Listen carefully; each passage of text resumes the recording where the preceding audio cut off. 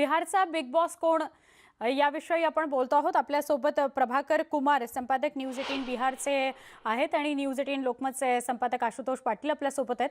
आशुतोष जी, प्रभाकर जी, स्वागत है आपका न्यूज 18 लोकमत की इस विशेष कार्यक्रम में।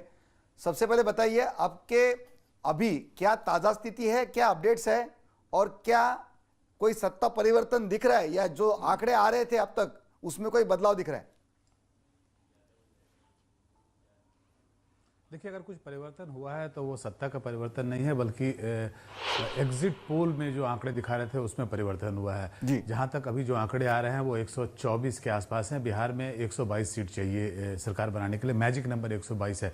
124 के आसपास एनडीए पहुंच गया है। हालांकि अभी बहुत सारे सीटों पर काउंटिंग चल रही है, लेकिन तभी भी लगता है, जैसे अभी रुझान बता रहे हैं उसके हिसाब से एनडीए जो है वो बहुमत हाफवे मार्क क्रॉस कर जाएगी।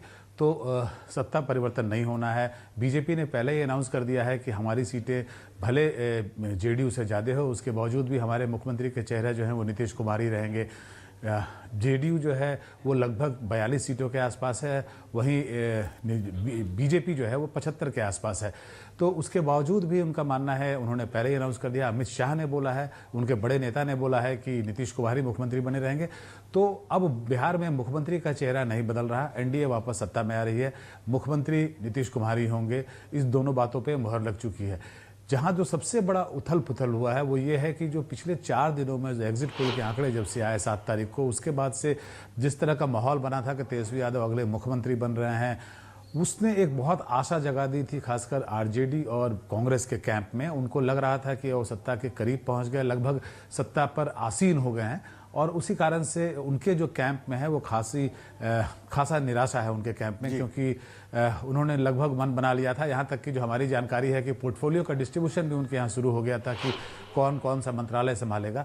और आज जब चुनाव के आंकड़े आए, फाइनल डी डे पर जो रिजल्ट आया है उसमें जो आंकड़े हैं वो कुछ और ही बयां कर रहे हैं। तो एक बड़ा झटका जो है वो महागठबंधन को लगा है, कांग्रेस और आरजेडी को लगा है। लेकिन एनडीए की जहाँ तक बात है, वहाँ पे हर्ष और उल्लास आप देखेंगे। वहाँ पे लड्डू बट रहे हैं, वहाँ पे पटाखे चल रहे हैं, वहाँ पे मिठाइयाँ बट रही हैं। और उनकी जो निराशा थी 4 दिनों पुरानी, जिससे कि एग्जिट पोल के बाद से, तो उसके बाद इनको काफ़ी खुशी का माहौल आपको दोनों पार्टी के ऑफिसों में दिख रहा है। अभी बड़े नेता, जब हम यहाँ बात कर रहे हैं, तो बीजेपी और जेडीयू के सारे बड़े नेता जो है वो मुख्यमंत्री के सरकारी आवास 1 अन्य मार्ग में है, 1 अन्य मार्ग में है, जुटे हुए हैं, नीतीश कुमार से मिल रहे हैं और आगे की रणनीति तैयार कर रहे हैं। जी प्रभाकर जी, ये एग्जिट पोल के जो आंकड़े थे ये गलत कैसे आए?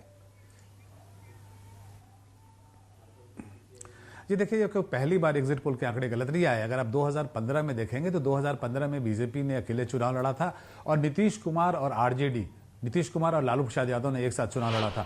2015 के एग्जिट पोल में सारे के सारे एग्जिट पोल ने बीजेपी को सत्ता पे बैठा दिया था, और उन्होंने ये सीधा प्रिडिक्ट कर दिया था कि नीतीश कुमार और लालू यादव, जेडीयू और आरजेडी का जो गठबंधन है वो बुरी तरीके से हार रहा है और बीजेपी जो है वो सत्ता पर अकेले काबिज हो रही है। जबकि हुआ ऐसा नहीं, उल्टा नीतीश कुमार और जो आरजेडी है, जो बीजेपी आरजेडी और जेडीयू है, वो काफ़ी बड़ी संख्या में वो नंबर लेके आए और सत्ता पे काबिज हो गए। तो ये पहली बार नहीं है बिहार में जबकि एग्जिट पोल गलत हुए हैं।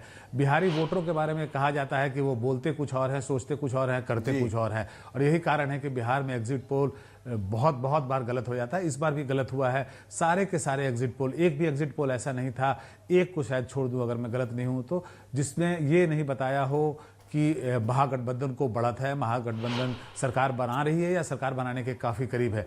लेकिन हुआ उसका ठीक उल्टा ही, आंकड़े पलट गए और जो आंकड़े महागठबंधन के लिए बताए जा रहे थे वो आंकड़े आज के दिन में एनडीए के पास हैं। जी प्रभाकर जी, आपसे बहुत कुछ जानना है कि तेजस्वी यादव की उनकी लीडरशिप के बारे में जानना है, नीतीश कुमार जी के जीत के बारे में जानना है। एक छोटा सा ब्रेक मैं यहाँ लूंगा, कुछ ही देर में फिर से आता हूँ।